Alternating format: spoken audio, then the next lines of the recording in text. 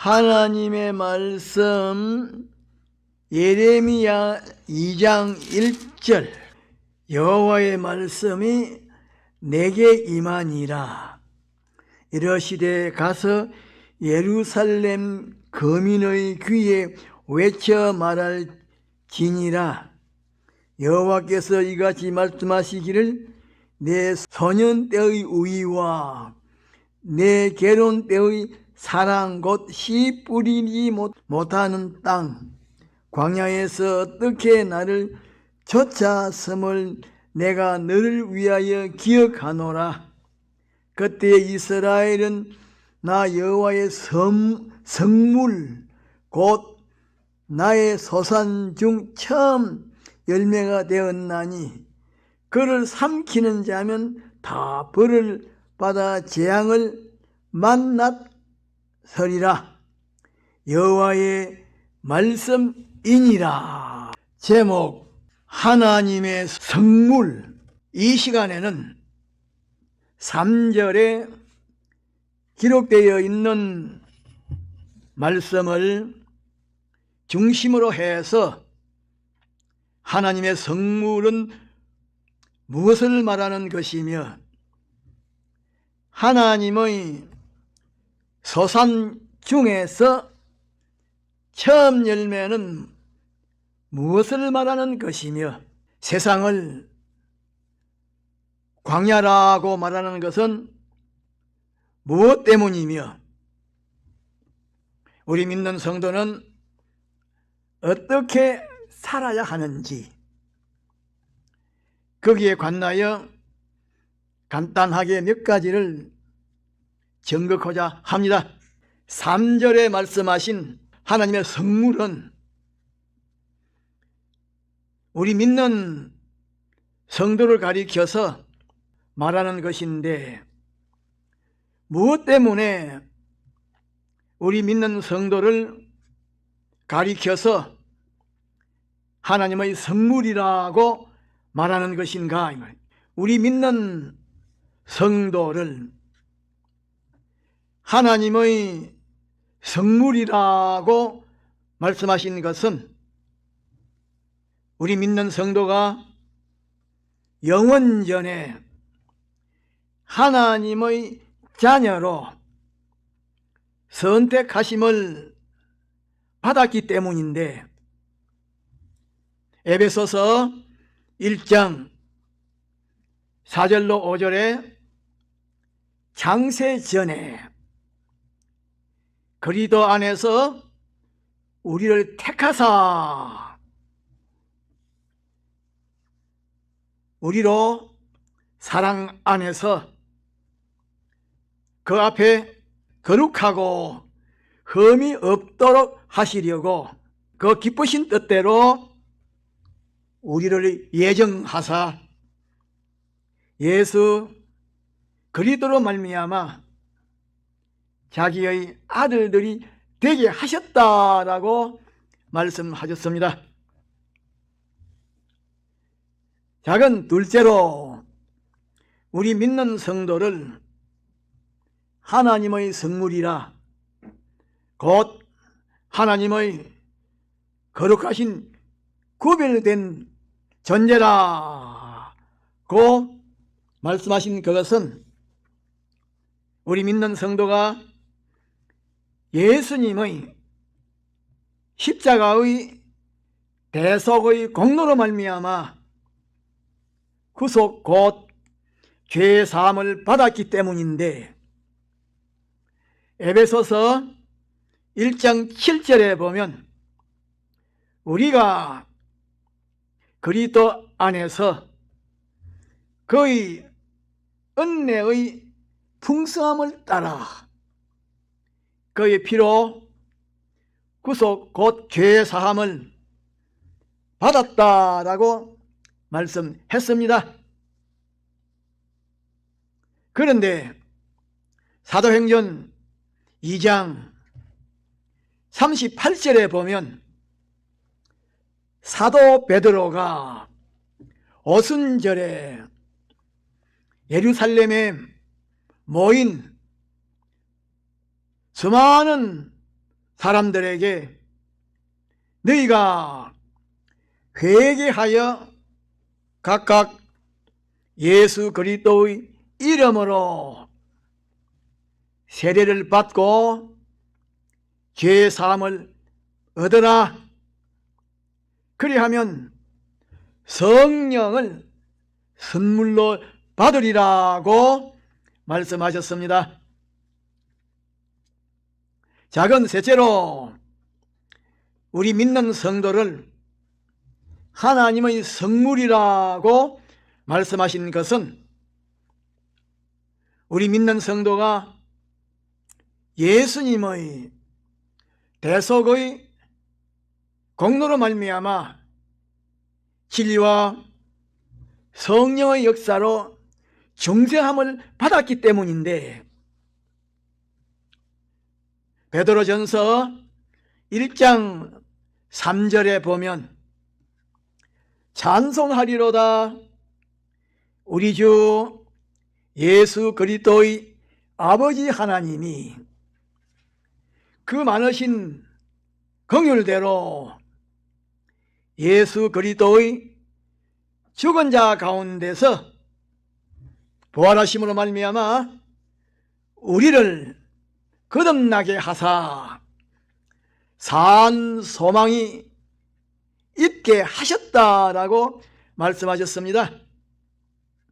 그리고 베드로전서 1장 23절에 보면 너희가 거듭난 것이 썩어질 씨로 된 것이 아니요 썩지 아니할 씨로 된 것이니 하나님의 살아있고 항상 있는 말씀으로 되었느니라고 말씀하셨습니다. 작은 넷째로 우리 믿는 성도를 하나님의 성물이라고 말씀하신 것은 범죄로 말미암아 하나님의 아들의 지위를 빼앗겼는데 이제 아들의 지위를 다시 회복시켜 주셨기 때문인데, 로마서 8장 15절로 16절에 보면 너희는 다시 무서워하는 종의 영을 받지 아니하였고 양자의 영을 받았으므로 아바 아버지라 부르짖느니라. 성령이 친히 우리 영으로 더불어 우리가 하나님의 자녀인 것을 증거하시니라고 말씀하셨습니다. 작은 다섯째로 우리 믿는 성도를 하나님의 성물이라고 말하는 것은 범죄로 말미암아 만물 통치권을 빼앗겼는데 만물 통치권을 다시 회복시켜 주셨기 때문인데, 로마서 5장 17절에 보면 한 사람의 범죄로 인하여 사망이 그 한 사람으로 말미암아 왕노릇하였은즉 더욱 은혜와 의의 선물을 넘치게 받는 자들이 한 분 예수 그리스도로 말미암아 생명 안에서 왕노릇하리라고 말씀하셨습니다. 작은 여섯 번째로 우리 믿는 성도를 하나님의 성물이라고 말씀하신 것은 천국의 시민권을 받았기 때문인데, 빌립보서 3장 20절에 보면 오직 우리의 시민권은 하늘에 있는지라. 거기로서 구원하는 자 곧 주 예수 그리스도를 기다린다고 말씀하셨습니다.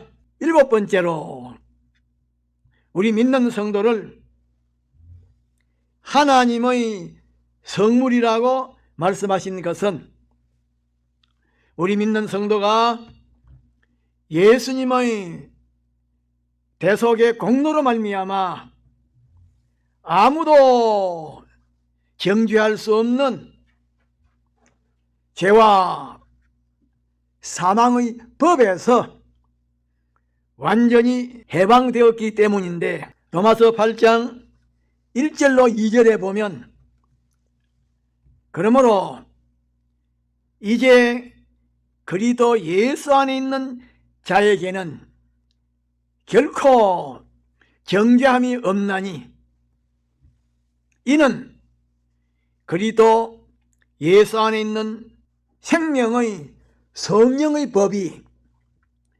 죄와 사망의 법에서 너를 해방하였음이라고 말씀하셨습니다. 작은 여덟 번째로 우리 믿는 성도를 하나님의 성물이라고 말씀하신 것은 성도에게는 생명의 부활이 있기 때문인데, 로마서 8장 11절에 보면 예수를 죽은 자 가운데서 살리신 이의 영이 너희 안에 거하시면, 그리스도 예수를 죽은 자 가운데서 살리신 분이 너희 안에 거하시는 그의 영으로 말미암아 너희 죽을 몸도 살리시리라고 말씀하셨습니다. 또 고린도전서 6장 14절에 보면 하나님이 주를 다시 살리셨고 또한 그의 권능으로 우리를 다시 살리시리라고 말씀하셨습니다. 작은 아홉째로 우리 믿는 성도를 하나님의 성물이라고 말씀하신 것은 하나님께서 우리 믿는 성도의 영과 육에 관한 모든 것을 전적으로 책임지고 이끌어 주도록 하기 위하여 성령을 보증으로 보내주셨기 때문인데, 고린도후서 1장 22절에 보면 저가 또한 우리에게 인치시고 보증으로 성령을 우리의 마음에 주셨다라고 말씀하셨습니다. 고린도후서 5장 5절 하반절에 보면 보증으로 성령을 우리에게 주신 분이 하나님이라고 말씀하셨습니다. 작은 열 번째로 우리 믿는 성도를 하나님의 성물이라고 말씀하신 것은 우리 믿는 성도가 하나님의 성전이기 때문인데, 고린도전서 3장 16절에 보면 너희가 하나님의 성전인 것과 하나님의 성령이 너희 안에 거하시는 것을 알지 못하느냐라고 말씀하셨습니다. 큰 둘째로 3절 중반절에 말씀하신 하나님의 소산 중에 처음 열매는 우리 믿는 성도를 가리켜서 하나님의 소산 중에 처음 열매라고 말씀하신 것인데, 그것은 무엇 때문인가?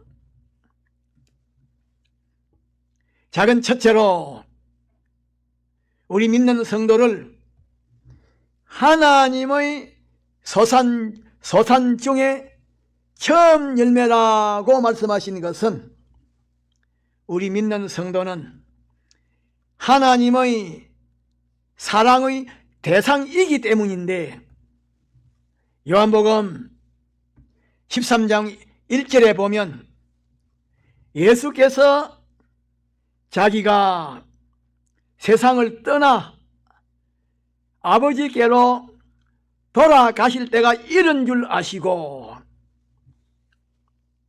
세상에 있는 자기 사람들을 사랑하시되 끝까지 사랑하신다라고 말씀하셨습니다.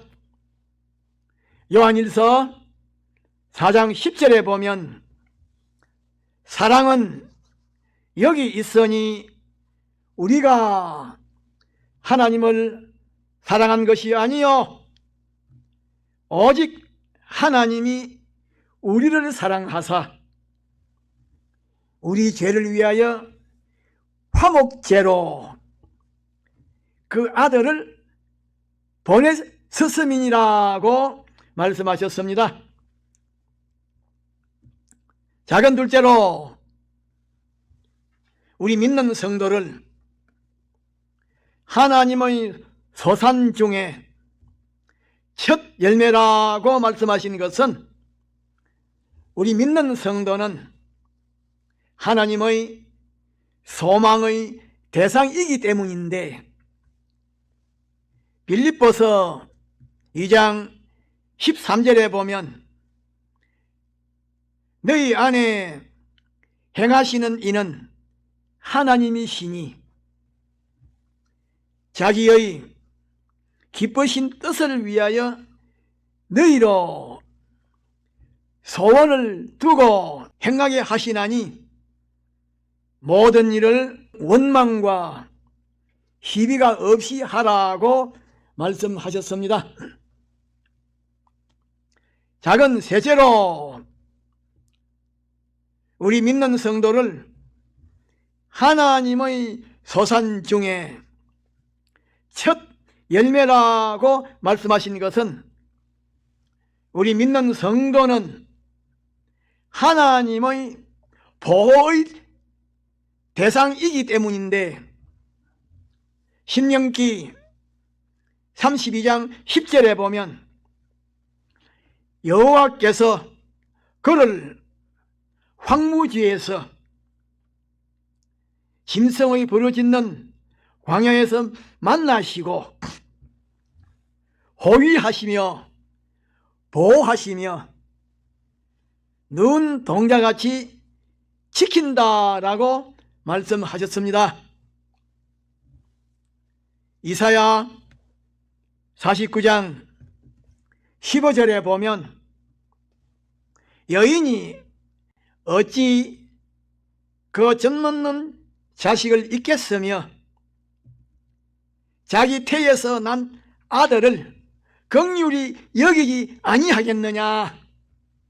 그들은 혹시 잊을지라도 나는 너를 잊지 아니할 것이라고 말씀하셨습니다. 작은 넷째로 우리 믿는 성도를 하나님의 소산 중에 처음 열매라고 말씀하신 것은, 우리 믿는 성도는 하나님에게서 은혜를 받는 시恩의 대상이기 때문인데, 로마서 8장 32절에 보면 자기 아들을 아끼지 아니하시고 우리 모든 사람을 위하여 내어주신 분이 어찌 그 아들과 함께 모든 것을 우리에게 은사로 주시지 않겠느냐라고 말씀하셨습니다. 작은 다섯 번째로 우리 믿는 성도를 하나님의 소산 중에 처음 열매라고 말씀하신 것은 우리 믿는 성도는 하나님의 동행의 대상이기 때문인데, 마태복음 28장 20절 하반절에 보면 예수님께서 볼지어다 내가 세상 끝날까지 너희와 항상 함께 있으리라고 말씀하셨습니다. 큰 셋째로 성경에 보면 세상을 광야로 표시하셨는데 무엇 때문에 세상을 광야로 표시하셨는가? 작은 첫째로 세상을 광야로 표시하신 것은 광야에는 물이 없는 것처럼 이 세상에는 인생을 영원히 유익되게 복되게 하는 옳고 바른 지혜와 능력이 없기 때문에 이 세상을 광야로 표시한 것입니다. 작은 둘째로 세상을 광야로 표시하신 것은 광야에는 길이 없는 것처럼 인생이 이루어가야 할 영원하고 참되고 존귀하고 영광스러운 구원을 가르쳐 놓은 것이 하나도 없기 때문입니다. 작은 셋째로 이 세상을 광야로 표시하신 것은 광야에는 생명을 가진 것이 없는 것처럼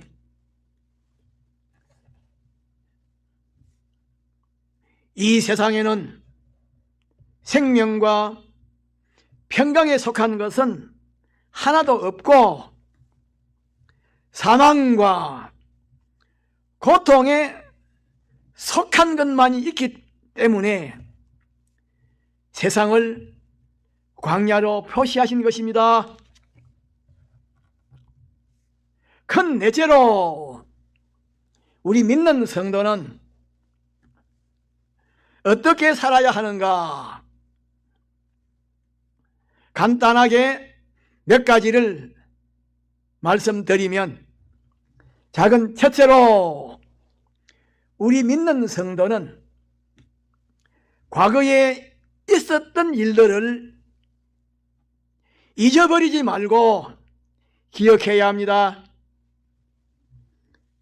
좋은 일이든지 나쁜 일이든지 잊지 말고 기억해야 합니다. 지나간 일이라고 해서 잊어버리면 안 됩니다. 작은 둘째로 우리 믿는 성도는 현재라고 하는 시점에서 과거와 미래를 연결시켜서 생각하고 말하고 행동해야 합니다. 과거는 과거대로 떼어놓고 미래는 미래대로 떼어놓고 현재 위주로 살면 안 됩니다. 작은 셋째로 우리 믿는 성도는 하나님을 멀리하지 말고 가까이 하고 하나님에게 자기의 모든 것을 완전히 맡겨놓고 섬겨야 합니다. 그렇게 하는 것이 하나님을 하나님으로 대우하는 것입니다. 작은 넷째로 우리 믿는 사람은 자기의 노력으로 무엇을 이루어 놓은 것으로 말미암아 하나님을 섬김이 소홀하게 되거나 믿음의 손해를 보는 그런 일이 없도록 해야 합니다. 오히려 이루어 놓은 그것으로 말미암아 하나님을 더욱더 위하고 섬김이 되도록 해야 합니다. 작은 다섯째로 우리 믿는 사람은 처음부터 끝까지 한결같아야 합니다. 진실해야 합니다. 껍데기만 발라서 맞추는 그런 허술한 사람이 되면 안 됩니다. 무슨 일을 처리해도 확실하게 처리해야 합니다. 뒤숭숭하게 무엇을 남겨놓는 어수선한 사람, 허술한 사람이 되지 않도록 자기 관리를 철저하게 해야 합니다. 허술한 사람이 되면 이 세상에서도 쓸모없는 사람, 영생하는 하늘나라에서도 쓸모없는 사람이 됩니다. 확실한 사람이 되어야 합니다. 다 같이 동성으로 기도합시다.